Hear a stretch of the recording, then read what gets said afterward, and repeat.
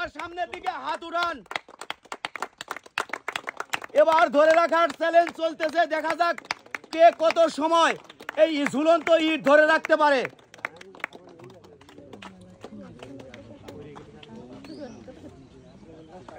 দেখা যাবে 5 জনের মধ্যে সবাই একটা তালি হবে। পিছনে যারা দাঁড়িয়ে আছেন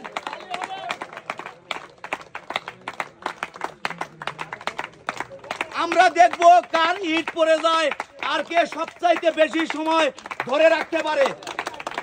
চলছে কিন্তু 5 জনের মধ্যেই খুব লড়াই, দেখা যাক কে ধরে রাখতে পারে সর্বোচ্চ বেশি সময় ইট।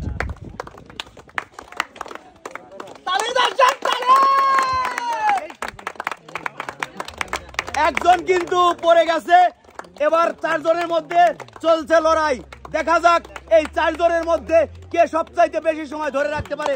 দ্বিতীয় জনে পড়ে গেছে, এবার চলছে 3 জনের মধ্যে লড়াই, দেখা যাক কে কত সময় টিকে থাকতে পারে।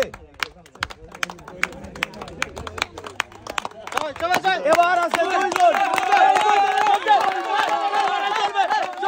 হবে, দেখা যাক কে টিকে থাকতে পারে।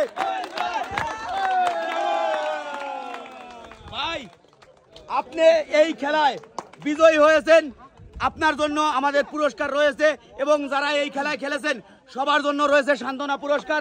এবার সবাই চলেন লাইনে।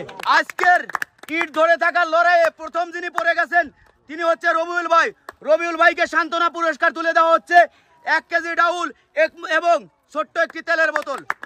2 নম্বরে যে পড়েছেন তিনি হচ্ছেন মানিক ভাই। মানিক ভাই সামনের দিকে চলে আসেন।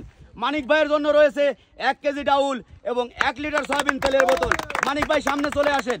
এবার 3 নম্বরে যে পড়ে গেছেন তিনি হচ্ছে রহিম ভাই। রহিম ভাই সামনের দিকে চলে আসেন। রহিম ভাইয়ের জন্য রয়েছে 1 কেজি ডাউল, 1 কেজি চিনি এবং রয়েছে 1 লিটার সয়াবিন তেলের বোতল। রহিম ভাই সামনের দিকে চলে আসেন। 4 নম্বরে যে পড়ে গেছেন সামনের দিকে চলে আসেন। মোস্তফা ভাই। মোস্তফা ভাইয়ের জন্য রয়েছে 2 কেজি চিনি, রয়েছে 2 কেজি ডাউল এবং 2 লিটার সয়াবিন তেলের বোতল। সামনে চলে আসেন।